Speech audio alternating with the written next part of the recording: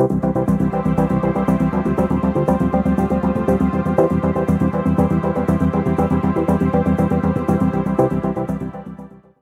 à tous, bienvenue à cette deuxième activité de la semaine de la formation à distance 2024. Je m'appelle Sarah Dumapril et je suis conseillère aux événements pour Fadio. Merci à tous ceux qui sont avec nous ce midi. On ne voit pas nécessairement vos vignettes à l'écran, mais on vous voit dans la discussion.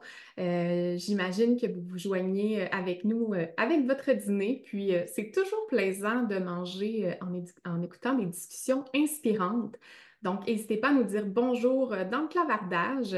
D'ailleurs, je suis même curieuse de savoir si vous voulez nous partager ce que vous mangez ce midi. N'hésitez pas à partager ça avec nous.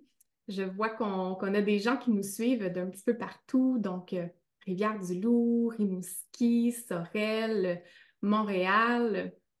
C'est ce qui est super intéressant avec la semaine de la formation à distance, c'est qu'on a des gens de partout qui profitent de ce bel événement-là. Je vois Isabelle qui ajoute Québec, donc vraiment, on est un peu partout dans la province. Donc, ce midi, on se retrouve pour le panel de discussion Développement d'initiatives interordres en FAD, réussite et enjeux pour une gestion efficace. C'est un panel qui regroupe des gestionnaires d'établissements scolaires. Alors, l'animateur de ce panel sera M. Guy April. Anciennement directeur général du Collège Notre-Dame de Rivière-du-Loup, Guy April est consultant en éducation et est doté de nombreuses années d'expérience en gestion de l'enseignement. Il a toujours cherché à développer une vision globale et stratégique afin de comprendre l'impact des changements de l'environnement en éducation et dans la société, notamment sur la réalisation de la mission du Collège Notre-Dame. Il croit fondamentalement à l'équilibre de la tradition et de l'innovation pour préparer les personnes apprenantes d'aujourd'hui et de demain. Puis sur une petite note personnelle, ben, je me permets de dire que je suis touchée aujourd'hui parce que pour la première fois de ma vie, dans un contexte professionnel, mais en ce moment, je partage l'écran avec mon père. Donc, je me permets de te tutoyer. Comment tu te sens ce midi? Ben, je suis un peu dans la même position que toi. Ça me fait particulier d'être présent à l'écran avec ma fille, mais je suis très heureux d'être là pour partager avec vous ce midi. C'est le vécu de quatre personnes, quatre gestionnaires qui ont fait un travail remarquable dans leur milieu. Alors, j'ai bien hâte que les gens puissent les entendre parce qu'ils ont des belles façons de faire à vous transmettre, puis peut-être des pièges aussi à éviter. Mais oui, tout à fait. Donc, je te laisse tout de suite la place pour présenter nos panélistes. Je serai de retour avec vous pour la période de questions. Donc, je vous rappelle qu'on a une équipe de modération avec nous dans le clavardage, Maxime Laflamme à la régie, René Bélanger et Marielle Domingue à la modération. Donc, n'hésitez pas à nous laisser vos questions et vos commentaires. Vous pouvez simplement vous assurer, là, quand vous l'envoyez dans la discussion, de l'envoyer à tout le monde pour qu'on puisse bien la prendre en note. Et je serai de retour à la fin du panel pour adresser ces questions-là à nos panélistes. Donc, je vous souhaite un très bon panel. Alors, merci, Sarah. Le thème de la semaine de Fazio, c'est le paysage éducatif en mouvement. Je vous dirais aussi qu'il est en grande évolution. Puis cette évolution-là est constante, puis elle va l'être évidemment toujours dans les prochaines années. On n'a pas le choix parce que l'environnement interne d'une organisation ne peut pas aller moins vite que l'environnement qui est externe. Donc, il faut s'ajuster. C'est une question de survie pour les organisations. Alors, si l'environnement externe est un TGV, l'éducation ne peut pas être un train à vapeur. Alors, il faut absolument prendre le rythme. Il faut parfois provoquer le changement. Et c'est ce que nos panélistes ont fait. Donc, ils ont provoqué des changements dans leur milieu respectif. Alors, je vais commencer par vous les présenter. Donc, Madame Sandra Théberge, qui est directrice générale adjointe intérimaire au Centre de services scolaires des Monts et Marais. On a aussi avec nous, bonjour Madame Théberge, on a aussi avec nous Madame Isabelle Jalbert, directrice des ressources informationnelles du Cégep de la Gaspésie et des Îles. Donc, bonjour Madame Jalbert. Bonjour. Nous avons également Monsieur Steve Gignac, directeur des études au Cégep de la Pocatière. Donc, Bonjour. bonjour Monsieur Gignac. Et Monsieur Daniel Labillois, responsable du Centre de pédagogie universitaire de l'Université du Québec à Rimouski. Bonjour. Bonjour Monsieur Labillois. Écoutez, vous êtes des gestionnaires qui avez contribué à implanter la transformation numérique dans vos milieux respectifs. Pour lancer la discussion, je vous poserai la question suivante. Quels ont été les obstacles que vous avez rencontrés, mais aussi vos réussites? Alors, je vais commencer en donnant la parole à M. Lavillois. Ben, des obstacles, si on remonte au début de Fadio, si on remonte bon, à 2008, 2009, 2010, à cette époque-là, faut se rappeler que le contexte, plusieurs établissements sur le territoire étaient en redressement financier. On était dans une période où il y avait eu beaucoup de coupures. Donc, basculer à distance, ben, c'était quelque chose qui était dispendieux. Donc, ça, c'était un premier aspect. Puis, on associait aussi la formation à distance souvent à maintenir des programmes en survie ou ainsi de suite. Donc, à ce moment-là, c'était pas nécessairement toujours une image qui était positive. Puis, d'autre part, les établissements, c'était normal, étaient plus en approche individuelle chacun. Donc, je dirais c'est un peu ça. Moi, quand je regarde, ça, c'est un peu dans les constats, dans les défis qui étaient là à l'époque. Je vous dirais, le fait d'être réunis en 2024 autour de la semaine d'affaires de Fadio, puis de voir autant de personnes réunies, puis autant d'échanges, tout ça, je pense que la règle, puis ce qui est vraiment, qui a été le succès, c'était de basculer dans un rapport, dans une gouvernance collaborative, c'est-à-dire que tout le monde, à ce moment-là, fait un regroupement, puis on a réfléchi sur deux grands axes, c'est-à-dire la pédagogie, peu importe l'ordre d'enseignement que j'ai à motiver quelqu'un au primaire, au secondaire, au collégial, universitaire, c'est un enjeu à distance, et les enjeux techniques ou technologiques. Donc, ça nous a permis de vraiment, puis on a déterminé au sein de Fadio à l'époque que ce n'était pas un établissement qui mènerait le bal. Au contraire, on va réunir les forces vives de chacun des établissements. Donc, on a mis en place des premières communautés de pratique et de ces communautés de pratique-là ont émergé des difficultés puis qui étaient résolues avec les équipes en place. Donc, je dirais un peu, pour ma part, ces défis-là, puis la mise en place de Fadio, je dirais que ça a été un peu des éléments de réponse pour débuter, M. April. Ben, écoutez, puis je trouve ça bien parce que ce que j'aime bien entendre, c'est qu'il y a des silos qui ont été brisés. Hein, vous disiez, on fonctionnait plus de façon individuelle, puis finalement, ben là, il y a eu des regroupements. Évidemment, la force du nombre est toujours intéressante. De votre côté, Madame Théberge, quels ont été vos obstacles là, qui ont été rencontrés, puis vos réussites aussi? Oui. Ben, je ferais du pouce un petit peu sur ce que Daniel disait parce que c'était pas naturel non plus d'aller vers l'autre, même à l'intérieur même là, des centres de services scolaires. Je pense à un de nos premiers projets, c'était de réunir deux programmes qui se donnaient dans deux établissements. Ça n'a pas fonctionné. La première journée, tout s'est arrêté. Mais l'obstacle qu'on a vécu, justement, c'est qu'on n'était pas nécessairement prêt au niveau technologique. Ça a été difficile. Donc, de voir que parce qu'on n'est pas prêt au niveau technologique, ce que j'aime bien, c'est que les regroupements qu'on a eus nous ont permis de voir que c'est possible. Donc, sur ces échecs-là, on a construit, puis on s'est permis d'aller plus loin avec nos équipes. Puis là, je parle en formation professionnelle là, particulièrement, parce que je trouve qu'en formation professionnelle, il y a eu beaucoup de partage, de réseautage qui a été fait avec les cégeps, puis ça nous a permis de revoir un petit peu l'offre, puis à l'interne d'abord, puis ensuite plus régionalement. On est capable maintenant de faire des choses ensemble. Là, je pense au Bas-Saint-Laurent, Gaspésie. Présentement, on offre un programme à 3 centres de services scolaires. Donc, c'est vraiment intéressant, mais il y a quelques années, on n'aurait pas pensé à ça parce qu'on ne pensait pas que ça pouvait se faire.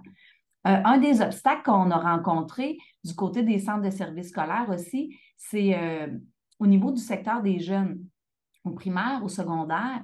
Pour faire des projets de formation à distance, il faut faire une demande au ministère. Donc, il faut voir venir, il faut vraiment être en planification à long terme. Si on dit on ne sera pas capable de donner telle séquence mathématique dans une école en particulier, bien, il faut voir venir quelques années à l'avance.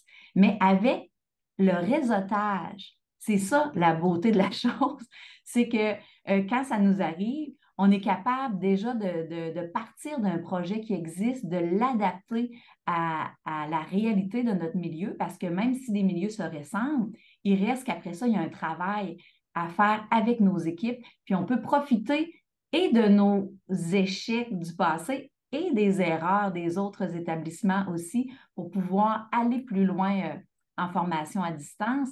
Puis je vous dirais que ce que j'aime bien depuis quelques années, c'est que nos organisations en formation générale des adultes, en formation professionnelle, ont vraiment développé ce réseau-là. Donc, ils n'ont pas besoin d'attendre une rencontre de Fadio pour communiquer avec un collègue, hein. Ils sont capables d'y aller puis de faire ce réseautage-là. Ça donne beaucoup, beaucoup d'agilité à nos milieux là, pour pouvoir mettre en place, dès que le besoin se fait sentir, tout de suite penser à cette option-là qui n'est plus un plan B.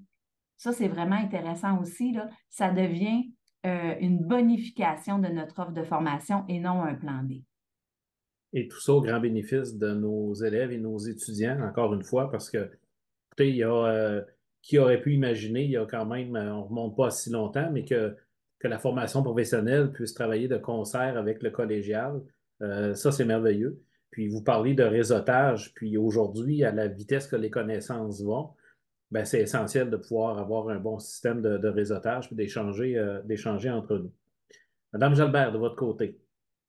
Ben, je pense qu'effectivement, là, Daniel et Sandra ont bien résumé ce qu'on a pu avoir comme obstacle, mais je pense qu'au départ aussi, la FAD, c'était beaucoup, c'est compliqué, là. Donc, c'est compliqué d'être dans une salle de téléenseignement, les équipements, le choix, bon, la formation et tout ça. Donc, l'aspect technologique était, je pense, une grande priorité pour les équipes enseignantes et tout le monde autour de la FAD.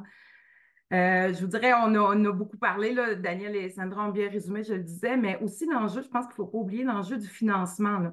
Quand on démarrait, on avait l'option de démarrer des programmes à distance, c'était le choix, bon, c'était unanime avec les équipes, mais on s'entend bien qu'à l'époque, le financement n'était pas reconnu et il n'est toujours pas toujours reconnu dans les budgets pour installer des salles de téléenseignement. Donc, qu'est-ce qu'on met dans une salle de téléenseignement? Les choix. Je disais la belle réussite aussi, Daniel l'a mentionné, mais les communautés de pratique technologiques ont eu une importance d'avoir testé des équipements. Qu'est-ce qu'on met? Je le disais, les choix. Donc, je pense que ça a été des belles réussites. Puis pour nous au collège, je le disais, je trouve ça intéressant, c'est la semaine de la FAD, mais ça fait quand même 25 ans qu'on fait de la FAD au Cégep de la Gaspésie et des Îles cette année.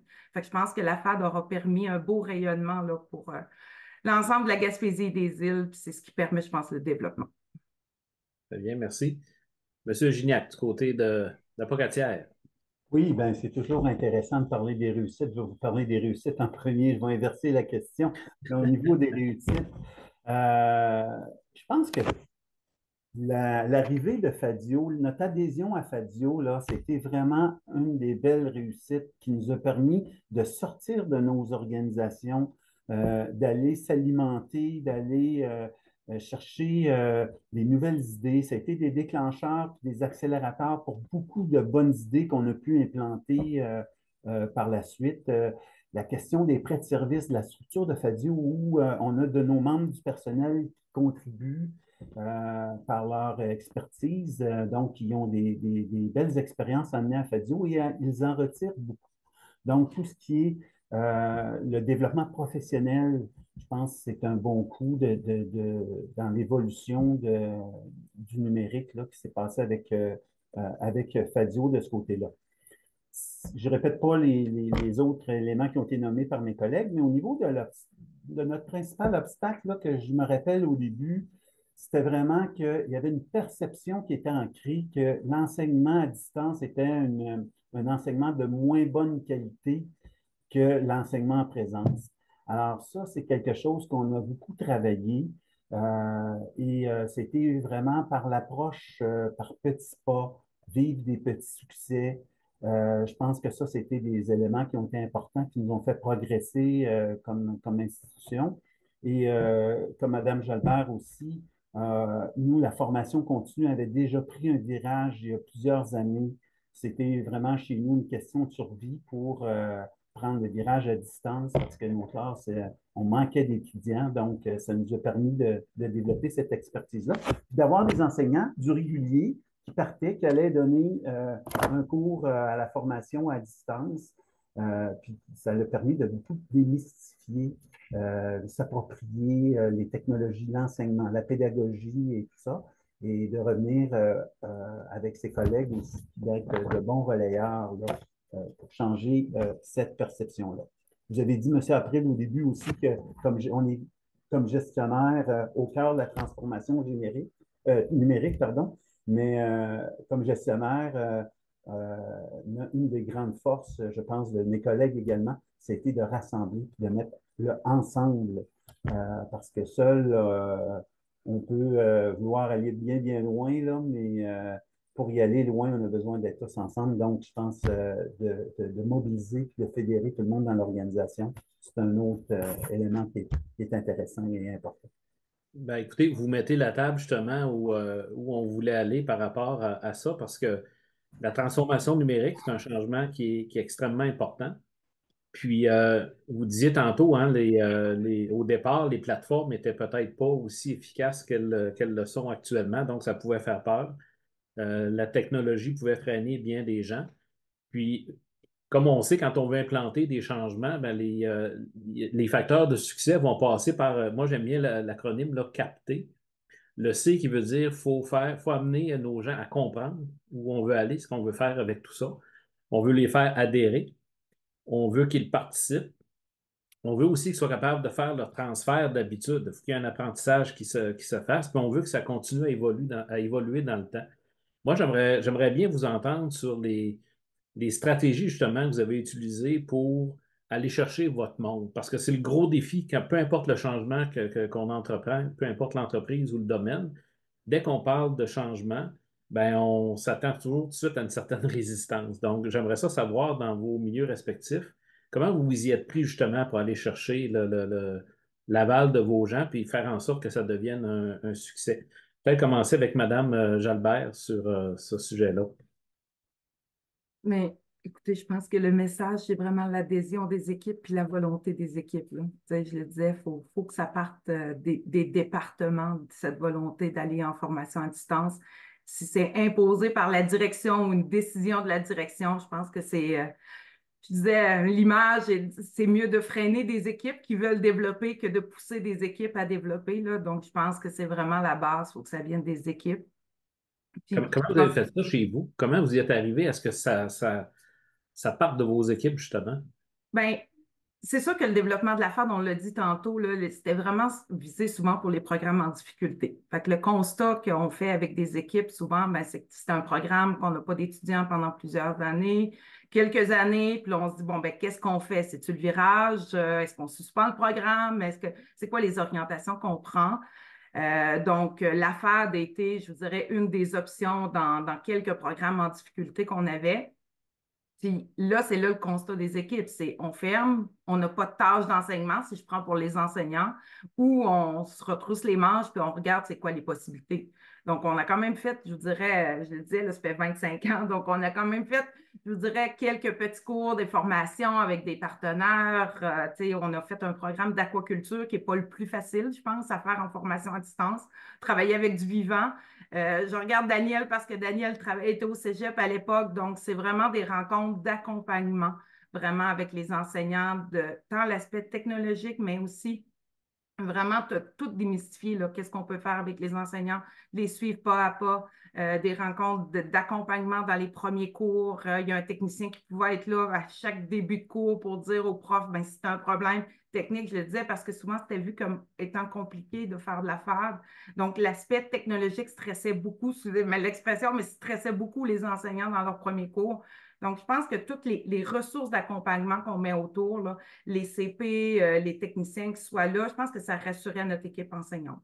Fait que je pense que toutes les mesures, là, au fil du temps, on a mis beaucoup de comités, de COFAD, de CIFAD, on les a tous interpellés au cégep, mais je pense que, somme toute, là, c'est d'avoir aussi une équipe d'accompagnement. Puis la proximité, les dernières années ont été les solutions gagnantes. C'est beaucoup rapprocher les RI. J'étais pédagogue et enseignante à l'époque. J'ai fait le côté d'enseignant en formation à distance. Là, je suis du côté des ressources informationnelles. Mais cette proximité-là de la formation, de la direction des études avec la direction des ressources informatiques, je trouve que c'est une belle réalisation réussite parce que justement, quand tu arrives dans une classe, les deux aspects pour l'enseignant sont déjà traités. On a le support pour les deux équipes. Fait que je vous dirais que c'est vraiment de convaincre, mais il ne faut pas convaincre des équipes. Il faut travailler avec des équipes pour développer. Je pense que c'est le message à retenir. Ouais, c'est une bonne nuance que vous faites effectivement entre les deux. M. Gignac, de votre côté, comment ça s'est passé pour provoquer justement cette adhésion-là que Mme Jalbert parlait? Ben, Mme Jalbert avait vraiment des bons arguments, là, franchement. Ce que je pourrais dire de complémentaire, c'est peut-être pour réussir cette transformation numérique-là, puis avoir les stratégies qui fonctionnent, je pense que l'essentiel, c'est de ramener l'étudiant au centre des préoccupations puis des besoins, puis de replacer que c'est pour lui qu'on va de l'avant dans cette transformation numérique-là. Donc, euh, nos stratégies doivent être basées vraiment sur ne pas oublier les besoins de l'étudiant, parce que souvent, on est pris dans la technique, dans les équipements, dans toutes sortes de prérogatives, de questions. Puis de ramener l'étudiant au centre, je pense que ça, c'est une stratégie qui est importante. Le deuxième élément que je voulais vous amener aujourd'hui, c'est que c'était vrai au début du FADIO, puis je me rappelle d'avoir participé à des réunions à FADIO, puis on avait des grands débats là-dessus. Puis c'est encore vrai aujourd'hui, c'est que la pédagogie, elle doit rester au centre, vraiment au centre de cette grande stratégie-là, et le numérique doit l'appuyer. Il doit être en appui, en soutien, et non l'inverse. Ça, je pense que c'est quelque chose qui est encore vrai, et toujours vrai aujourd'hui. Puis, pour compléter, Mme Gelbert, bien évidemment, miser sur l'approche volontaire, le soutien puis le partage d'expertise puis d'expérience, ça m'apparaît très, très important. Puis aussi que les gens comprennent qu'il y a un sens où on s'en va, puis ça a du sens, la transformation numérique qu'on veut faire. On garde notre étudiant au centre, on cible toujours nos stratégies pédagogiques bien appuyées par le numérique, qu'on lui donne un sens. Je pense qu'on a un bon point de départ avec ça. Oui, puis je pense que vous amenez un point qui est majeur, hein, c'est que la transformation numérique devient au service de la pédagogie. Et non pas, faut pas que ça devienne, là, faut jamais oublier, je pense, cet aspect-là. Il faut pas que ça devienne une fin en soi, mais comment la technologie peut appuyer ma pédagogie pour faire davantage évoluer mes élèves ou mes étudiants. Ça fait que je pense que c'est un point fort important. Madame Théberge, de ce côté-là, par rapport à l'adhésion de vos équipes, comment ça s'est passé? Il faut pas oublier que dans un centre de service scolaire, il y a plusieurs établissements, hein. On a une trentaine d'établissements. Il y a de l'enseignement préscolaire, primaire, secondaire, formation générale des adultes, formation professionnelle. Donc, les besoins des équipes sont vraiment divers. Je dirais qu'un autre constat qu'on a fait pendant cette transformation-là, c'est que les gens sont, j'allais dire timides, mais je ne pense pas que c'est de la timidité. Je dirais plutôt qu'ils sont frileux de communiquer leurs bons coups, même à l'interne. Imaginez-vous, quand on dit on va en parler à Fadio, peux-tu nous animer un atelier? Il fallait aller chercher les gens qui avaient eu pour eux, là, il fallait qu'il y ait eu une idée de génie pour pouvoir partager. Donc, ça, je pense que ça a été un des bons coups de pouvoir partager, puis de permettre aux écoles de dire aux autres écoles qu'est-ce qu'ils ont mis en place. Même si ça n'avait pas l'envergure là, qu'ils pensaient que ça devait avoir pour être présenté aux autres. Donc, la communication, de parler, de publiciser les bons coups. Puis, tant qu'à être dans la communication, je dirais que, tantôt Isabelle l'a abordé, la communication rapide entre les services informatiques et les services éducatifs, mais même les écoles. Moi, je disais aux écoles, permettez-vous de rêver, mais dès le début de votre rêve, appelez-moi. Parce que ça se peut que vous rêviez trop loin, puis qu'à un moment donné, on soit obligé de déconstruire une partie de votre plan parce qu'on aura soit une limite financière, technologique, il y a un meilleur outil que vous ne connaissez pas, mais on est une équipe d'experts. Donc, rapidement, de mettre à profit les ressources informatiques, même les ressources humaines, parce que ça peut jouer sur la tâche d'un enseignant. Hein, son matériel pédagogique, au départ, n'était pas prévu pour faire de l'enseignement à distance. Donc, rapidement, je pense que ce qui fait qu'on a réussi à faire des transformations, c'est que les gens se sont sentis soutenus par les gens des services. Donc, ça, veut pas, on n'a pas eu besoin d'en faire une grande publicité, mais je me souviens d'une enseignante, entre autres, qui était nerveuse. On implantait un projet au secondaire, puis elle était nerveuse, puis je me suis présentée dans sa classe avec les élèves. J'ai augmenté son niveau de nervosité, vous comprendrez, mais moi, je ne voulais pas qu'on me raconte ce qui s'était fait dans sa classe. Je voulais le voir de mes yeux pour mieux pouvoir ensuite prendre le pouls puis voir qu'est-ce qu'on pourrait ajuster. Finalement, ça a été merveilleux, ça s'est super bien passé, mais sur le moment, mais les gens trouvaient qu'ils étaient bien soutenus. Par la suite, là, on dit, hey, on est soutenus, les gens sont là. Fait que moi, je disais, rêvez, rêvez, mais embarquez-nous rapidement dans votre rêve pour être certain qu'on puisse tout de suite enlever des écueils, trouver des solutions, peut-être même investir des sous que l'école pouvait ne pas avoir au moment où elle était en train de penser à son projet. Fait qu'il y a vraiment cette communication-là qui va nous permettre de voir toutes les possibilités qu'un projet peut avoir. Puis même des fois, ça nous a permis d'aller plus loin que ce que l'école au départ avait ciblé. Donc, je pense que ça, là, d'être là en soutien très près des équipes écoles, dans notre cas, là, école ou équipe centre, je pense que ça a été un des bons coups. C'est pas encore parfait, là. Je ne pourrais pas vous dire que c'est parfait, là. Je suis pas en train de dire ça, mais on y travaille fort, puis on veut toujours avoir ça en tête, d'être en collaboration pour nos écoles. Et vous avez touché encore deux points importants, hein. Vous avez parlé de le partage des profs de leur expérience. Ça encore là, c'est de briser des silos. Puis l'accompagnement, quand vous avez dit on est là, faites appel à nous. Puis ça, je pense que c'est deux attitudes, deux comportements qui vont amener la sécurité chez les enseignants. Puis quand tu te sens en sécurité, tu oses plus, puis tu y vas. Donc ça, je pense que c'est des facteurs clés là, qui sont importants. On va passer d'un centre de service scolaire à l'université. Comment ça s'est passé chez vous, M. Labillois?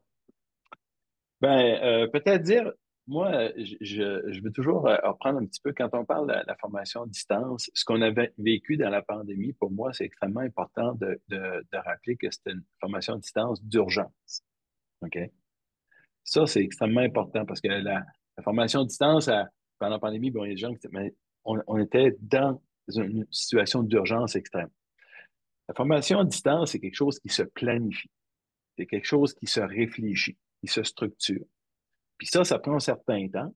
Puis il faut mettre à contribution les équipes qui vont être impliquées à l'intérieur de ça. Je ferai du pouce sur ce que Steve disait tout à l'heure par rapport à centrer l'étudiant, l'étudiante dans la réflexion. C'est tellement ça au sein de Fadio que moi, depuis le début, j'ai jamais été en mesure de répertorier deux programmes qui sont déployés de la même façon. La façon que sciences infirmières l'est, c'est une façon. La façon que les DEP aux professionnels, Isabelle parlait d'aquaculture. Chez nous, on peut parler du bac en enseignement professionnel qui est entièrement d'asynchrone, 4 ans de formation depuis 2008. On a 1400 étudiants et étudiantes là-dedans. Toutes des mécaniques différentes. Pourquoi? Parce qu'on a santé d'étudiants et d'étudiantes au cœur de la réflexion. Donc, ça prend un certain temps. D'autre part, moi, il y a quelque chose qui, à travers Fadio, parce que moi, au départ, ça me faisait tout le temps. Pourquoi certaines personnes sont aussi enthousiastes alors que d'autres ne partagent pas? Moi, ça me fascinait au départ. Puis, j'ai fait un petit peu de recherche là-dessus, puis dire, s'il y a quelque chose que je dirais à tout le monde, quand on parle beaucoup de résistance au changement. Bon, la résistance au changement. Dites-vous que il n'y a pas personne qui est fier de se faire attribuer que vous faites de la résistance au changement. C'est pas une fierté, puis il n'y a personne qui se lève le matin en disant, ben moi, je vais résister aujourd'hui. Hein? Non, on n'est pas là du tout, puis c'est pas une fierté. Quand vous faites face à ça, moi, je vous invite à remplacer résistance au changement par préoccupation. Moi, cependant, je peux me lever le matin et être préoccupé par bien des affaires. Puis ça va me faire réagir. Ça va me faire réagir. On parlait tout à l'heure de la communication. OK? Est-ce que j'ai l'information à jour? Isabelle parlait tout à l'heure du soutien. Est-ce qu'aujourd'hui, moi, quand je vais ouvrir le système, est-ce que ça va fonctionner, ça, ces belles affaires-là? Est-ce que c'est les projecteurs? Est-ce que la bande passante va être suffisante? Est-ce qu'on va avoir des pertes de paquets? Hein, tout ça. Est-ce que la couleur du mur est bonne? Est-ce que le son va être correct? Est-ce qu'il y a tout plein d'éléments que ça, je peux être préoccupé. Puis, quand je remplace résistance au changement par préoccupation dans les équipes qui soutiennent, ça change complètement le rapport. Je ne suis pas à convaincre des personnes, essayer de les pousser. Au contraire, je suis dans un mode de solution, puis je bascule en collaboration avec eux autres, puis je suis beaucoup plus en appui. Je veux dire, au sein de Fadio, ça c'est quelque chose, je pense, qu'on a pu observer. Puis d'autre part, l'enseignement supérieur, la formation en pédagogie, c'est quelque chose qui n'est pas nécessaire. Fait que moi, je dis tout le temps, quand on est avec des ressources enseignantes, on a une identité disciplinaire qui est extrêmement forte. Moi, j'ai des personnes qui ont des doctorats, des fois plusieurs doctorats ou des post-doctorats, ainsi de suite. La formation pédagogique n'est pas là. Donc, l'identité disciplinaire est extrêmement forte, mais l'identité pédagogique est souvent plus absente. si l'identité pédagogique était solide, puis on était à l'aise, bien souvent, à ce moment-là, une ressource enseignante pourrait dire, ben écoute, viens donc écouter mon cours aujourd'hui, une petite demi-heure, puis écoute, à soir, en fin de journée, on parlera de ça, puis on échangera là-dessus, puis moi, j'irai dans ton cours la semaine prochaine, puis on en parlera. Comment tu fais tes évaluations, toi, dans ton cours? As-tu quel gré, ainsi de suite? On n'est pas, moi, au collégial, dans le monde universitaire, c'est pas une pratique que j'ai vue très, très, très, très, très fréquente. Ça, c'est un enjeu identitaire. Fait que là, vous dites, dans le fond, on a ça dans l'enseignement supérieur, et là, on vient rajouter tout l'enjeu de la technologie, où là, vous pouvez avoir des gens qui viennent, puis pour soutenir, puis là, ça veut donc dire que, tu sais, c'était clair au départ que cet aspect-là de communication, de soutien, puis de prendre chacune des préoccupations, une à la fois, puis de les regarder, puis tenter d'y trouver une réponse pertinente, c'est un enjeu. Puis moi, pour moi, je pense que c'est un enjeu de succès important. Je me suis permis, Monsieur April, de partager à l'intérieur, je vais le faire immédiatement, excusez-moi. Euh, je partage le document, quand on parle de gouvernance collaborative au sein de Fadio, OK, on parle de ça, on parle de ça. Il y a un document, j'invite tous les gens à lire de la page 6 à 9, là, c'est vraiment très long. Quels sont les paramètres, OK, de la gouvernance collaborative, le partage, la responsabilité, la confiance, ainsi de suite. Et c'est ça qui a guidé, dans le fond, l'écriture, les grands paramètres de l'entente entre les établissements. Donc, moi, pour moi, c'est un petit bijou qui était le fondement, puis c'est arrivé sensiblement au début de Fadio. Écoutez, vous êtes vraiment parti de loin, hein, parce que chaque enseignant, là, si on prend l'époque, là, avant que tout ça arrive, ben, un enseignant, c'est un peu un travailleur autonome dans sa classe, hein. Il gère sa classe, c'est ses élèves, c'est son contenu, la porte est fermée, il n'y a personne qui vient me dire quoi faire là. Là, d'ouvrir, parce que par la force des choses, il faut que tu ouvres. Il faut que tu ouvres à la technologie, il faut que tu ouvres à de l'aide, et ainsi de suite, comme vous l'avez énuméré. Puis vous parliez tantôt, puis ça serait un autre pas à faire quand vous dites inviter un prof à un cours. Moi, j'ai vu une école où les profs, lorsqu'ils mettaient un petit carton vert à leur porte, c'était un incitatif aux enseignants qui étaient peut-être disponibles de dire tu peux rentrer dans la classe et venir voir ce qui se passe. Écoutez, quand on sera rendu à ce partage-là sur une base plus large, je pense qu'on va encore faire des gains, mais toujours pour nos élèves et nos étudiants. Madame Jalbert l'a abordé quand même tantôt au niveau de l'accompagnement, parce qu'on sait que l'accompagnement, c'est un facteur de succès, donc elle a énuméré plusieurs points. J'aimerais peut-être vous entendre aussi, là, vous pourrez renchérir aussi Mme Jalbert, mais je commencerai peut-être avec Mme Théberge. Euh, L'accompagnement, comment vous avez réussi à faire cet accompagnement-là, ce développement-là qui est nécessaire pour les acteurs et les actrices du milieu de l'éducation, puis c'est pas seulement les enseignants, c'est toutes les personnes qui gravitent là, autour. On y travaille encore beaucoup. On travaille pas sur cet aspect-là. Heureusement, les référentiels de compétences des personnels, donc du personnel enseignant, des directions d'école, incluent maintenant la compétence numérique. Le plan numérique du ministère, quand il est arrivé, ça a été une bonne nouvelle pour nous aussi parce que ça a permis de dire aux équipes, c'est pas une lubie là, du centre de service scolaire, là, c'est important, c'est une compétence de l'avenir. Si on veut que nos élèves développent des compétences, bien, il faut que notre personnel développe ces compétences-là. Donc, c'est certain que ça nous a donné un bon coup de main. Puis je dirais que l'autre aspect qui nous a donné un bon coup de main, je vais être obligée de le nommer, mais c'est la pandémie. Parce qu'on a dû faire de la FAD d'urgence, bien, il y a des gens qui ont réalisé que c'était possible. C'était pas parfait, mais c'était possible. C'est souvent la peur qui nous fait bouger, hein? Tout à fait. Et il y en a qui ont réalisé que c'était moins compliqué que ce qu'ils envisageaient. Donc, tout le monde a pris est entré dans cette vague-là. Et là, on a rapidement mis des gens autour dans les équipes écoles, donc des poteaux, des personnes qui ont pu être là pour soutenir en direct, on l'a dit tout à l'heure. Mais après ça, là, une fois que la pandémie est passée, bien, il reste qu'au centre de service scolaire, on a aussi développé une équipe pédago-numérique. Donc, tantôt, je disais le lien, le maillage nécessaire, le partage de ressources entre les services éducatifs et les ressources informatiques font qu'on a des équipes qui se parlent. Ils n'ont pas besoin de passer par les patrons pour se parler. Donc, ils développent ensemble des choses. Ils sont sur le terrain. Ils rencontrent des enseignants. Donc, que ce soit des ressources éducatives ou informatiques, ils sont là pour accompagner les gens. aussi nos conseillers pédagogiques qui sont dans le train, là, ne sont pas à côté, sont avec ces ressources-là pour elles aussi, quand elles arrivent dans un accompagnement dans une école, s'ils constatent qu'il peut y avoir un besoin d'ordre plus technique, de compétences plus numériques, bien, tout de suite, ils vont adresser le besoin à leurs collègues. Donc, c'est vraiment une équipe, c'est des gens qui sont autour de nos équipes d'enseignants. Donc, dans le plan de formation, il y a toujours des offres du numérique, mais il y a aussi sur le terrain, c'est comme si on avait, j'allais dire des espions, là, c'est peut-être pas le bon terme, là, mais c'est celui qui me vient en tête à ce moment-ci. Donc, des gens qui peuvent constater des besoins et les faire suivre.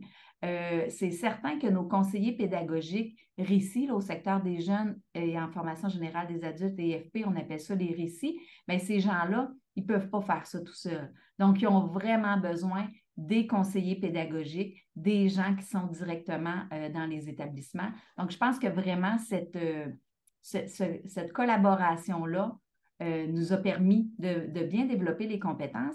Puis je dirais que les réflexes que les enseignants ont, en fait, ce que les enseignants ont fait pendant la pandémie, bien, il y a encore beaucoup de ces réflexes-là qui existent. Donc, des équipes Teams, même si ça se passe en classe, les jeunes ont accès à leurs devoirs, à leurs travaux, à des listes, des aides-mémoires, même quand ils sont à la maison sur leur ordinateur personnel. Donc, les équipes écoles, particulièrement au secondaire, ont gardé des réflexes d'enseignement à distance. Je vous dirais que demain matin, il nous arriverait quelque chose, puis on se dirait qu'il faut faire 2-3 jours d'enseignement à distance. Les gens seraient moins pris au dépourvu. Ce qui serait plus long, c'est de s'assurer que chaque élève a un portable à sa disposition, mais pour le personnel enseignant, je pense que ce ne serait pas nécessairement quelque chose de très difficile à faire. Fait que je pense que c'est la force de l'équipe qui fait qu'on est capable de bien faire le développement professionnel de nos acteurs. Merci. Monsieur Labillois, de votre côté.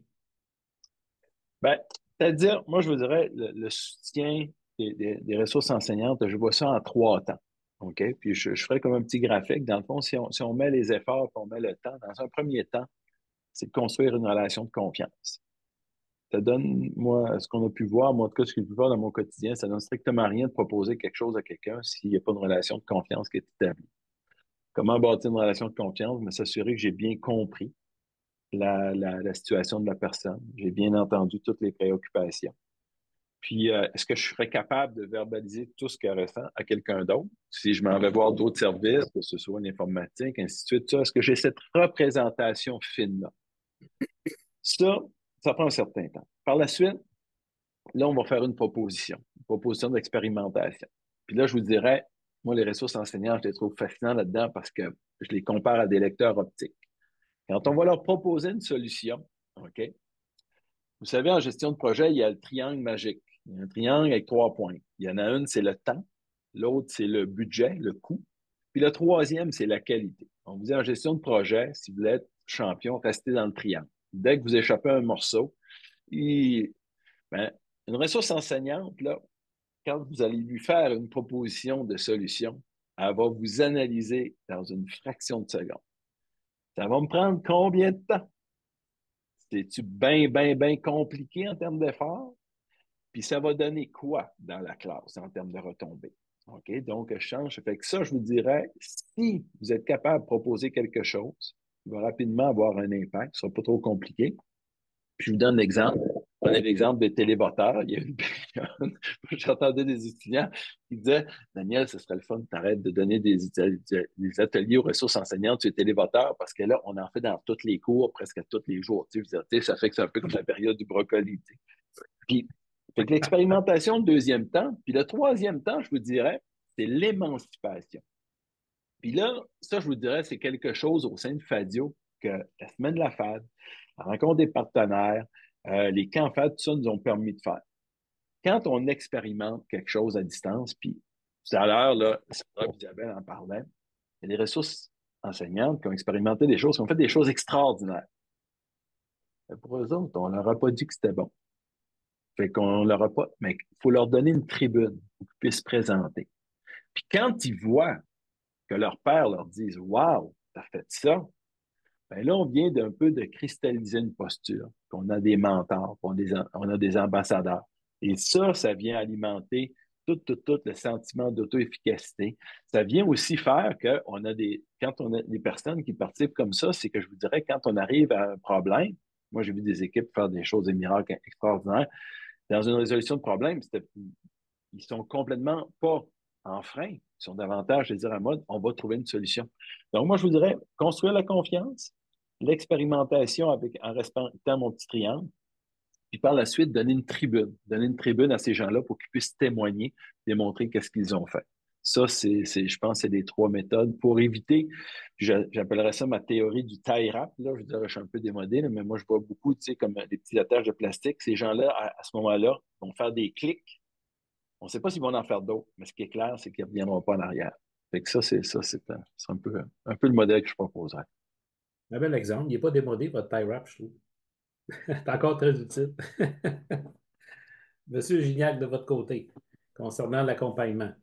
Alors, je pense que je vais être complémentaire à ce que Daniel a amené. Vous savez, le corps d'emploi le plus nombreux dans nos institutions, ce sont les enseignants. Alors, je pense que ça, c'est le point de départ. On doit leur faire confiance, on doit les appuyer, leur donner ce qu'ils ont besoin pour pouvoir se développer professionnellement. Donc, faire confiance, j'appuie Daniel de ce côté-là. Faire confiance en nos enseignants, c'est une pierre angulaire de leur développement et de miser sur eux parce que l'approche de développement par les pairs, elle est très, très importante. On apprend bien avec quelqu'un qu'on connaît, on apprend bien avec quelqu'un qu'on reconnaît ses compétences, qui nous rassemble, avec qui on est bien. Donc, je pense que c'est un ingrédient très, très important de ce côté-là. Puis en termes d'initiative, on a commencé modestement, mais au fil des années, notre initiative a grandi. On a un CAT-TIC, c'est un centre d'apprentissage au niveau des TIC qui a été mis en place, où il y a des enseignants qui sont dégrevés pour expérimenter des approches avec le numérique, les implanter dans leur pratique enseignante, mais ils doivent aussi obligatoirement la présenter à leurs collègues, à leurs pairs, pour faire connaître ces initiatives-là. Alors ça, c'est quelque chose qui est le développement par les pairs, Oui. qui est un puissant levier. L'autre élément, on a des ressources aussi extraordinaires, c'était nommé par mes collègues. Ce sont des conseillers pédagogiques, ce sont des technopédagogues. Il y a 10 ans, personne n'avait ça, un technopédagogue, ça n'existait pas. Alors, personne n'en avait, alors qu'aujourd'hui, personne ne peut pas ne pas en avoir. Alors, ce sont des ressources qui sont vraiment intéressantes, importantes, avec qui on doit partager les mêmes orientations, mais on doit aussi, dans le développement des compétences de notre monde, leur donner des moyens, leur donner des moyens technologiques, des moyens, des leviers pour qu'ils puissent réaliser leur développement pédagogique, le soutien, puis tout l'accompagnement de nos technopédagogues, nos conseillers pédagogiques numériques demeure très, très important. Ce qui fait que si on recule de quelques années, on avait à peu près tous des gens qui avaient, je vais prendre l'expression de Daniel, des préoccupations par rapport à l'arrivée du numérique. Et aujourd'hui, ben, ça fait partie de notre quotidien. Ces gens-là n'ont plus de préoccupations, n'ont plus de résistance au changement. On est rendu ailleurs et on veut avancer. Ils veulent avancer, on veut avancer avec eux. Alors, c'est 2 éléments très importants. Faire confiance à notre monde, développement par les pairs, tout l'accompagnement de nos conseillers pédagogiques, de nos technopédagogues là, en soutien. Je pense que c'est des éléments intéressants pour compléter nos collègues. Et vous parliez d'apprentissage par les pairs, hein, puis la recherche le démontre que c'est une des meilleures méthodes d'apprentissage, c'est celle qui est faite par les pairs. Puis on a bien hâte au co-développement chez nos enseignants, qu'ils soient capables entre eux de parler plus souvent de bons coups qu'ils font, de choses peut-être d'enjeux, puis qu'ils soient capables d'échanger entre eux et de s'aider. Merci René Bélanger. En passant, M. April, je remercie René Bélanger. Il a partagé le petit lien dans le chat. Madame Jalbert, ben, vous en aviez donné quand même tantôt. Je ne sais pas si vous voulez ajouter par rapport à ce que vous aviez mentionné.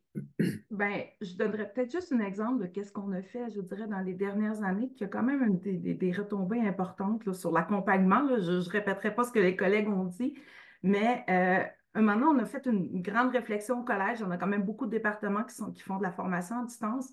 Puis, il y a une conseillère pédagogique qui a fait la tournée des départements pour vraiment comprendre qu'est-ce qui est l'enjeu. Parce que souvent, je dirais, dans les comités, on parlait au coordonnateur ou quoi que ce soit, mais on le disait tantôt, l'enseignant, il est maître dans sa classe, là. Il a sa façon de faire dans sa classe, puis on voulait bien comprendre les réalités d'un enseignant. C'était quoi ces enjeux? On parlait beaucoup de charge mentale en formation à distance, de l'enseignement, on parlait là, du stress en classe, qu'est-ce qu'il vit. Puis je vous dirais, ce qu'on a ressorti beaucoup dans ces rencontres-là, ce qu'elle me disait, c'est, ben écoutez, l'enseignant, il arrive chez eux le soir, là, il perd du temps à chercher une plateforme pour dire, je veux diversité, tu sais, je veux avoir une meilleure pédagogie, je veux changer mon approche, qu'est-ce que je peux utiliser comme logiciel, ma correction, ça me prend du temps parce que là, on en parlait tantôt, on a différentes méthodes de faire de tel enseignement, je vous dirais, de multisites et ainsi de suite. Puis, on essayait de bien comprendre quelle était la charge supplémentaire d'enseigner en formation à distance. Puis, un moment donné, on s'est dit, ben, on ne pourra jamais enseigner à la place d'un enseignant. Donc, c'est sa tâche normale. Mais qu'est-ce que nous, on peut mettre en place à côté pour l'aider, pour diminuer sa charge d'enseignement? Puis, je vous dirais, grosso modo, ce qu'on en est venu, puis je le disais tantôt, la proximité des ressources informatiques et des ressources pédagogiques, c'est ce que nous, on a toutes des petits nomenclatures, mais nous, on appelle ça l'équipe FAD. C'est une équipe vraiment qui regroupe, bon, moi, j'y suis avec une adjointe à la direction des études, mais il y a des techniciens, il y a des conseillers technopédagogiques. Et ce qu'on a pris comme, je dirais, comme mesure, c'est qu'on rencontre les départements minimalement 3 fois par session. Mais ce n'est pas juste le coordonnateur, c'est on rencontre tous les enseignants. Puis je vous dirais, le premier point, c'est des ordres du jour collaboratifs. S'ils veulent mettre des points, s'ils ont des points de discussion, ils les mettent. C'est vraiment sur une base volontaire. Puis le premier point qu'on fait, c'est le tour de table. Puis je vous dirais, le tour de table, dans les premières rencontres que j'ai fait, tout ce qui sortait, c'était les problèmes techno. Donc, la caméra ne marche pas, le son n'est pas bon, j'ai un problème avec mon portable, c'est tout ce qu'on entendait. Mais maintenant, je vous dirais au fil du temps, puis ce qui était l'avantage d'avoir des techniciens sur ces rencontres-là, c'est que souvent, excusez l'expression, mais c'était la fast track de service, là. Donc là, ils savent qu'ils peuvent directement interpeller l'équipe FAD pour répondre à leurs besoins techniques, leurs besoins pédagogiques, parce qu'il y a des conseillers pédagogiques. Puis en plus, on avait mis ce qu'on appelle en ligne, on a une communauté de pratique où on partage, mais on avait fait on a fait un formulaire de demande de service. Donc, tu inscris ton nom, ton besoin, puis c'est quoi la date que tu veux qu'on ait répondu à ton besoin. Puis je vous dirais que ça a fait aussi une sécurité, c'est comme on appelait l'image, qui est vraiment un filet de sécurité autour des équipes. Puis le partage, comme je le disais, le tour de table, bien aussi souvent, c'est que les profs partagent leurs bons coups. Et là, ce qu'on voyait, c'est qu'il y a aussi un partage entre les enseignants parce qu'ils ne savent pas toujours que leurs collègues qui enseignent le cours à côté, qui partagent le même bureau, ils n'ont peut-être pas toujours le temps de se partager leurs bons coups. Fait que c'est ça qu'on a trouvé intéressant. Puis je vous dirais que le fait qu'on ait une communauté de pratique où les gens aussi écrivent leurs besoins, leurs informations, fait que je pense que, si on a à résumer, on le disait tantôt, là, mais c'est toutes les mesures d'accompagnement puis la proximité, je pense, qui est importante. Puis il faut que ce soit direct avec les enseignants. Il ne faut pas que ça passe par un comité de rencontre une fois par mois, mensuel, où on essaie de voir c'est quoi vos besoins. Je pense que c'est au quotidien, à la semaine, le matin, mon examen, il est vendredi, je n'ai pas besoin que tu me répondes la semaine suivante. J'ai besoin d'accompagnement là parce que c'est ça ma préoccupation pour reprendre les mots de Daniel. Tu sais, la préoccupation de l'enseignant, c'est de donner son prochain cours, puis d'avoir quelque chose pour son examen, puis de ne pas avoir des problèmes de plagiat, puis de l'aider dans sa correction numérique, là. Fait que je pense que c'est vraiment la solution le plus vite possible autour de l'enseignant qu'il faut mettre en place. Merci. Écoutez, le temps file, puis je voyais qu'on disait qu'on voulait garder une période pour les questions. Moi, j'en avais une dernière, j'aurais aimé pouvoir vous poser, mais on va voir, là, dépendamment du rythme des questions, je pourrais peut-être vous lancer une dernière question, puis avec des réponses sprint. Alors, est-ce qu'on y va pour la période de questions? Oui, bien, tout d'abord, merci beaucoup pour ce super panel qui était, ma foi, extrêmement intéressant. Moi, de mon côté, là, j'ai nommé des mots qui m'ont marqué beaucoup, donc communication, soutien, collaboration, partage et la phrase la technologie et la pédagogie au service de l'élève. Donc ça m'a marqué beaucoup. J'aimerais donner la possibilité à nos participants de lever la main puis de poser une question à l'oral. Donc, s'il y a des participants qui souhaitent le faire, normalement, vous devriez avoir la possibilité là, de lever la main et on pourra on pourra vous permettre de parler en fait. Et il n'est pas trop tard si vous voulez inscrire des questions ou des commentaires dans la discussion. C'est encore le temps. Mais on voit que les gens, définitivement, la théorie du tie wrap, ça a fait jaser beaucoup. Il y a eu beaucoup de partage dans les commentaires. Je peux vous laisser peut-être y aller avec la dernière question, puis moi, je reste à la... Très, très rapidement, là, chers collègues, parce que moi ça me tient à cœur, cette question-là. Comme gestionnaire, visiblement, vous y arrivez. J'aimerais que vous en parliez un petit peu. Comment on arrive à gérer le volet opérationnel et le volet développement comme vous l'avez fait? Parce qu'au quotidien, il y a beaucoup de choses à régler, des détails dans chacun dans vos tâches. Il faut penser ensuite au développement. Je ne sais pas qui veut se lancer peut-être en premier, mais comment vous arrivez à maintenir cet équilibre-là entre l'opérationnel et le développement?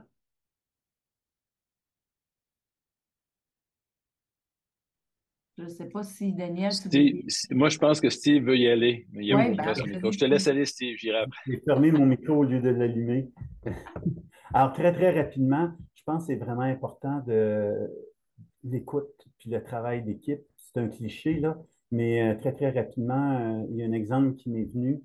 À un moment donné, on a fait toute une étude pour faire de l'apprentissage au niveau pédagogique. On est allé chercher tout ce qu'on voulait au niveau technologique et puis on a acheté un robot, commande le robot. Le robot arrive. Moi, pour moi, le robot arrive, on l'enlève de la boîte, on met le piton à on et puis ça fonctionne. Non, ça prenait un serveur pour le faire marcher. Puis ça, personne. Donc, le jumelage entre la pédagogie, le stratégique, l'opérationnel, il est au cœur d'une implantation réussie. Parfait. Il y avait M. Lavillois, Mme Théberge, je ne sais pas qui veut se lancer. Ah, Madame Debert, je vous laisse aller. Je vais prendre la parole avant Daniel parce que je le connais. Il va prendre toutes les minutes. Non, je dis ça pour rire. Mais écoutez, moi, ce que je trouve important, c'est de faire confiance aux équipes. L'équilibre entre l'opérationnel et le stratégique, c'est justement de partir avec des projets, de se permettre de ne pas avoir tout pensé, parce que c'est important d'avoir le serveur, là, si je comprends bien ça, mais quand le projet peut démarrer rapidement, que les gens puissent voir rapidement des résultats, puissent se permettre de réajuster. Donc, il faut faire confiance aux équipes, il faut déléguer, puis il faut se permettre de faire des erreurs parce que on nous dit souvent qu'on apprend davantage de nos erreurs que de nos réussites. Donc, il faut en faire de temps en temps. C'est beau le dire hein, aux enfants, mais il faut l'appliquer nous autres aussi là, dans notre gestion. Donc, faire confiance aux équipes. On a une question, je pense, ça serait important de vous entendre. Là. Vas-y, Sarah. Oui, donc on a M. Harold Foy qui nous demande en fait quels sont les défis qui s'annoncent avec l'intelligence artificielle, ChatGPT, qu'est-ce que de s'en suivre? Est-ce qu'il y a quelqu'un qui est prêt à se lancer? Question fort importante et pertinente. Je peux peut-être y aller, puis dans le fond, la question elle est ultra pertinente, pas ultra large, puis on ne pourra pas y répondre dans un court temps, mais c'est sur tout ce qui est l'enjeu de, de propriété intellectuelle, de qualité de la formation, de plagiat, tout ça, c'est clair. Puis je vous dirais, moi, si Fadio a été extrêmement bénéfique pour déployer de la formation à distance de qualité dans les 10 dernières années, pour moi, Fadio va être essentiel quand je regarde tout ce qui s'en vient. Okay? Quand je regarde l'IA, quand je regarde la réalité virtuelle, c'est-à-dire cette agilité-là, cette façon de faire-là, cette collaboration-là, parce que tout ce qui a été déployé dans les 10 dernières années, on allait toujours chercher là où les meilleures personnes sur tout le territoire. On dégageait ces personnes-là, on disait c'est cette personne-là ou ces personnes-là qui vont déployer. Ça fait que tout le monde, on avait toujours la meilleure tout le temps, tout le temps. Donc là, dans le fond, c'est vraiment ce qui nous attend. Puis, une des choses, je pense, qui a radicalement changé dans tous les établissements, c'est les relations interservices. Moi, je regarde ici le service informatique, il y a un 5 à 7 le jeudi aux 2 semaines. puis des gens de pédagogie, puis des gens de l'informatique se réunissent, puis j'oserais presque dire 60% des enjeux sont réglés là. Mais vous voyez que cette complicité-là, on n'est plus dans des courriels à répondre, des longues affaires. On n'est plus. Moi, je dis maintenant, on travaille en silo, mais en silo couché. OK? On n'est plus en silo vertical, on est en silo couché. Ça, je pense que dans tous les établissements de Fadio, ça a radicalement changé par rapport à où on pouvait être il y a 15 ans. Merci. Juste avant de laisser la parole à Sarah, écoutez, je voudrais vous remercier, moi, de mon côté, pour votre grande générosité ce midi. Je veux saluer votre agilité, puis je veux saluer aussi vos qualités pour implanter des programmes qui sont en même temps implanter du nouveau, mais tout en sécurisant vos gens. On voit très bien que l'humain est au centre de vos préoccupations et je pense que les gens qui vous côtoient au quotidien sont assurément privilégiés. Alors, un gros merci. À mon tour de vous remercier beaucoup. Madame Théberge, Madame Jalbert, Monsieur Gignac, Monsieur Labillois et Monsieur April, ça a déjà été nommé. Merci pour votre générosité. Merci également à tous les participants qui ont été avec nous ce midi. Merci d'avoir pris le temps d'être là. Donc, je vous donne quelques petites informations avant de vous quitter. Donc, vous avez à l'écran un code QR vers un formulaire d'appréciation des activités. Vous avez également le lien pour vous y rendre. Donc, on vous invite à aller mentionner si vous avez aimé ce beau panel de discussion. Ensuite, sachez qu'on a des badges donc, de participation et d'animation. Donc, nos animateurs pourront également réclamer leur badge, une belle collaboration avec le cadre 21. Donc, vous avez le code QR à l'écran ainsi que le lien. Tout ça est également disponible via notre site web. Donc, n'hésitez pas à aller chercher votre badge au cours de la semaine. Je tiens à remercier tous les partenaires qui sont affichés à l'écran, partenaires collaborateurs, toujours très, très importants pour la tenue d'un événement comme la semaine de la formation à distance. Ensuite, sans oublier la participation financière du ministère de l'Enseignement supérieur.